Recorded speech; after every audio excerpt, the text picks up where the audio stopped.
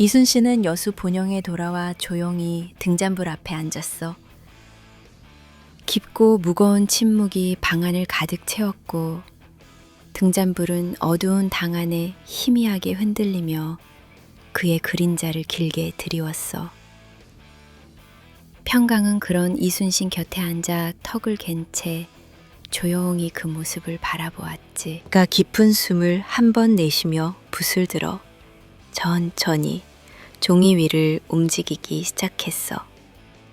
먹물이 천천히 스며들어 그의 결연한 마음을 전하기 시작했지.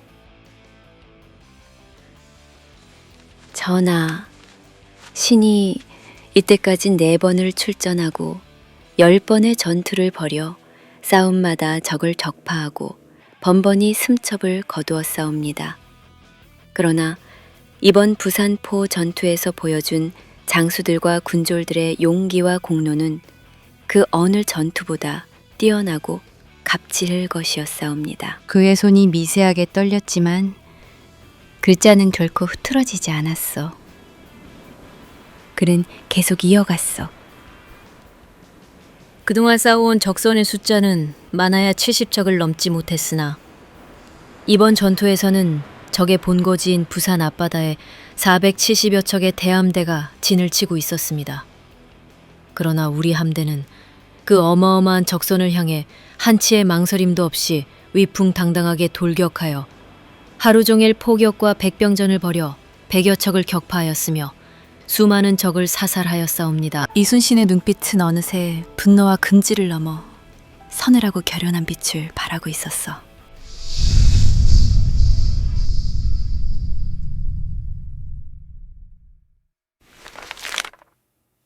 그의 붓끝이 마지막 문장에 힘을 주어 써내려갔지. 진의 군사들이 적을 철저히 짓밟아 그들로 하여금 간담이 서늘해지고 감히 다시 우리 바다를 넘보지 못하도록 벌벌 떨게 만들어 싸웁니다. 전하, 비록 이번 전투에서 부산을 완전히 타달아나지는 못하였으나 우리의 승리는 명백하며 다시 공격하면 반드시 부산을 되찾을 수 있음을 감히 아뢰옵니다.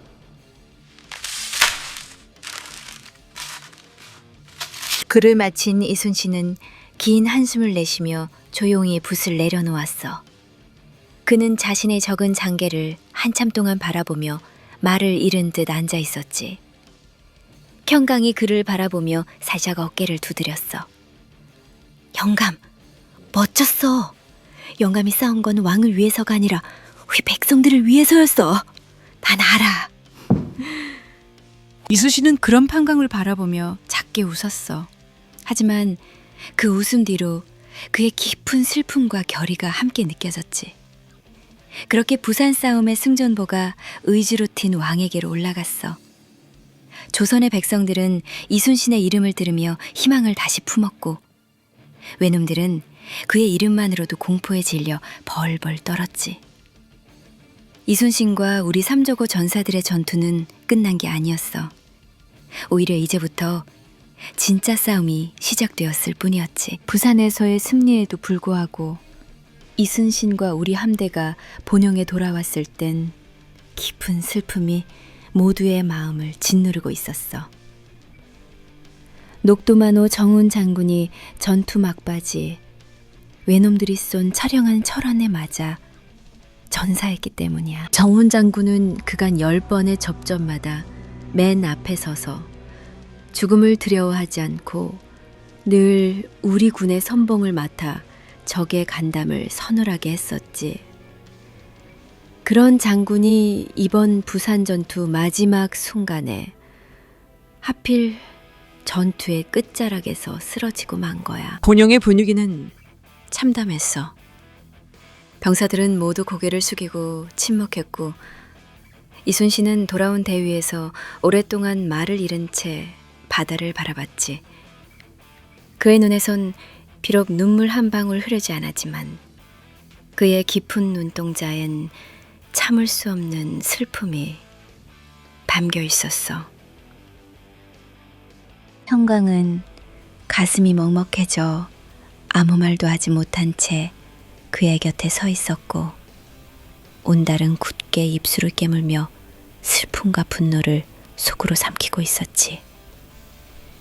이순신은 본영에 돌아오자마자 장수와 병사들 한 사람 한 사람의 이름과 공을 꼼꼼하게 적은 장계를 작성하기 시작했어. 장군이건 군졸이건 신분의 높고 낮음과 관계없이 나라를 위해 싸운 모든 이들의 이름을 빠뜨리지 않고 정성스럽게 기록했지. 하지만 이런 와중에도 입부 이순신의 공적을 보고한 승첩 보고서에 대해 아무런 표천도 내려오지 않았어. 이순신은 잠시 서운한 듯 눈을 감고 숨을 골랐지만 곧바로 붓을 들어 따로 공문을 작성했지. 결국 그는 부하들의 공로를 챙겨주기 위해 다시 한번 직접 나서서 표창을 받아냈어. 송강이 그 모습을 지켜보다가 조용히 입을 열었어. 영감은 참 희한한 사람이야. 자기 몫은 제대로 못 받아도 부하들 거는 꼭 챙겨주네. 진짜 멋진 영감이야. 이순신은 가볍게 웃었지만 눈가엔 슬픔과 아쉬움이 여전히 남아있었어. 장수가 제 몫만 챙기면 그게 어찌 장수겠느냐. 부하들이 목숨 바쳐 싸웠는데 그 공을 내버려 두는 장수는 장수가 아니다. 그날 밤 등잔불 아래 앉아 이순신은 오래도록 정운의 이름을 바라보았어.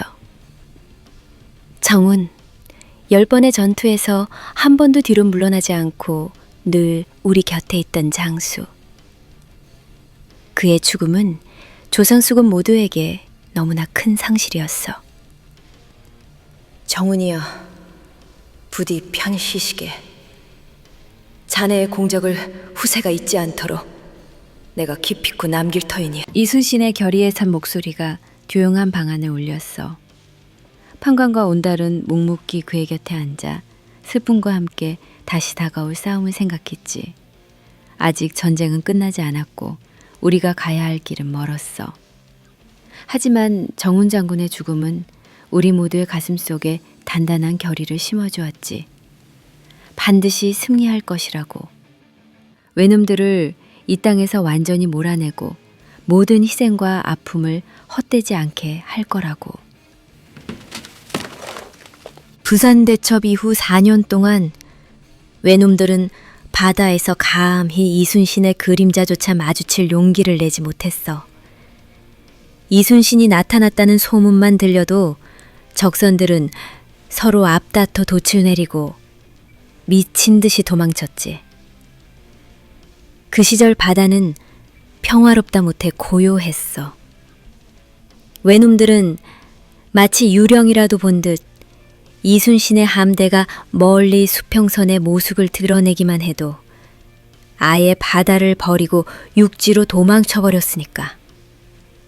싸우고 싶어도 싸울 상대가 없을 지경이었지. 이순신은 때때로 바다 위에서 고요히 수평선을 바라보며 한숨을 쉬었어. 외놈들이 이리도 나오질 않으니 이거 원 싸울 수도 없고 참. 평강은 그런 이순신의 옆에서 장난스레 웃으며 말했어. 영감, 너무 세게 때렸나 봐. 외놈들이 아예 쫄아서 싸울 생각을 안 하잖아. 온달도 조용히 웃으며 말을 거들었어. 텅강이 말대로 영감 때문에 외놈들이 다 겁쟁이가 된 것 같아요. 이순신은 부드럽게 미소 지으며 고개를 저었지. 싸우지 않아도 놈들이 바다에 나오지 못하면 그것도 승리다. 하지만 이 평화가 얼마나 오래 갈지는 모르겠구나. 그의 말대로 평화 속에도 긴장감은 여전히 감돌았어. 바다에서의 평화는 이순신이 있기에 유지되었지만 육지에선 여전히 전운이 거치지 않았거든. 평감은 언젠가 다시 전쟁이 시작될 것을 알았지만 이 평화로운 순간이 조금이라도 길게 지속되기를 진심으로 바랐어. 이 평화는 너무나 값진 희생과 노력 위에 간신히 서 있었으니까. 하지만 외놈들은 결코 이대로 끝내지 않을 거라는 것을 모두가 알고 있었어. 전쟁은 아직 끝나지 않았고 이순신과 우리의 싸움 또한 끝나지 않았다는 것에 말이야.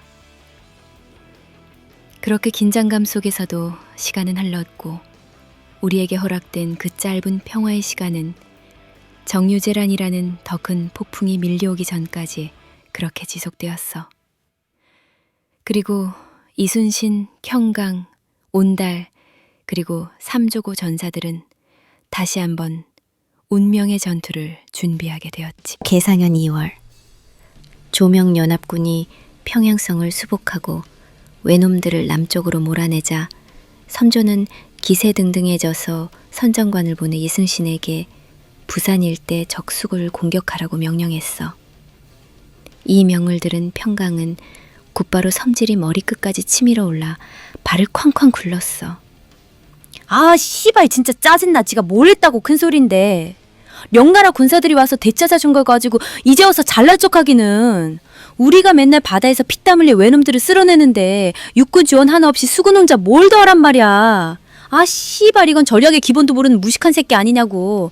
진짜 저런 인간이 왕이냐 웬수냐. 평강의 분노 섞인 투정에 주변 병사들이 슬그머니 눈치를 보며 멀어졌지만 누구 하나 그녀의 말에 이의를 제기하지 않았어. 다들 속으론 같은 마음이었거든. 이순신은 그런 평강을 바라보며 가만히 웃었어. 그러곤 그녀의 파란 머리를 부드럽게 쓰다듬으며 달랬지. 그래, 네 말이 맞아. 그런데도 어떡하겠냐. 그래도 어쨌든 전황이 좋아진 건 좋은 일이잖아. 한강은 입을 삐죽거리며 여전히 화난 얼굴로 이순신을 쳐다봤어. 영감, 전황이 아무리 좋아져도 난 아직 내 재물 하나도 복구 못했다고. 나 그거 다 잃어버렸다고. 그럼 난 뭐야? 그녀의 투정 섞인 말에 이순신이 다시 한번 웃었어. 너놈의 재물 타령은 참, 네가 이긴다고 외놈들을 도망갈 때 두고 갈 것 같냐? 아, 진짜. 영감까지 그래? 내가 얼마나 아끼던 물건들인데. 이게 내 인생이야, 내 인생. 이순신은 그 모습을 보며 고개를 절레절레 흔들면서도 평건의 투정어린 모습에 자신도 모르게 입가에 미소가 번졌어. 사실 평강의 그 투정과 앙탈 덕분에 이 힘든 전쟁 중에도 한숨 돌릴 수 있는 거였으니까. 하지만 이순신은 마음속 깊이 무거운 책임감을 다시금 느끼고 있었어. 왕이 무능하고 어리석더라도 결국 자신이 해야 할 일이었으니까. 그는 다시 단단하게 표정을 다잡으며 바다를 바라봤어. 가자 평강아. 어찌됐건 우린 다시 싸워야 해. 외놈들을 부산 앞바다에서 싹 쓸어버리자. 평강은 잠시 뾰로통한 표정으로 이순신을 바라보다 결국 미소 지으며 그의 손을 잡았어. 알겠어, 영감. 좋아. 다 때려 잡아줄 테니까 대신 이번엔 내 목도 좀 챙기자고. 온달도 그 모습을 보고 웃으며 칼을 단단히 고쳐 잡았지. 다시 한번 전운이 짙어지는 바다 위로 이순신 함대는 부산을 향해 천천히 움직이기 시작했어.